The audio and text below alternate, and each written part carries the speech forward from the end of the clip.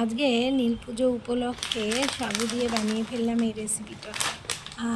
সাবুটাকে প্রথমে ভালো করে প্যাকেট থেকে বের করে আমি জলে ভিজিয়ে নিয়েছি এবং ভিজিয়ে নেওয়ার পরে এর মধ্যে যখন যখন এটা ভিজে গেছে তখন আমি জলটার থেকে ভালো করে সেকে তুলে নিয়েছি এবং এটা আমি সুন্দর করে একটা বাটির মধ্যে নিয়ে এর মধ্যে আমি দিয়ে দিয়েছি নানা রকমের ফল আর দিয়ে দিয়েছি নকুল দানা,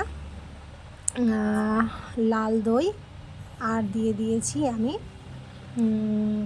এর মধ্যে সব রকমের ফল। তো ফল দিয়ে আমি ভালো করে এটা সুন্দরভাবে আগে মেখে নিয়েছিলাম। মেখে নেওয়ার পরে আমি এর ভেতরে দই দিয়েছি। আপনারা চাইলে দুধ দিয়েও করতে পারেন এটা, কিন্তু আমি এটা দই দিয়ে করেছি। খেতে খুবই সুন্দর লাগছিল, টেস্টি লাগছিল। এটা দিয়েই আজকে নীল পুজো উপলক্ষে সারাদিন আর কি মানে এইটাই প্রসাদ রূপে খেয়েছিলাম। আর দুর্দান্ত লাগে খেতে এবং পেটটাও ভরা থাকে অনেকক্ষণ।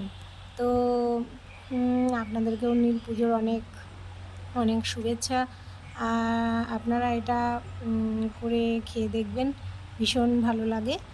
রেসিপিটা একদম নতুন রেসিপি, সমস্ত কিছু মিক্সড করে। আপনারা হয়তো ভাবছেন যে খেতে কেমন লাগবে, কিন্তু আমার কাছে দুর্দান্ত লেগেছে। আপনারাও এটা করে খেয়ে দেখতে পারেন। ধন্যবাদ।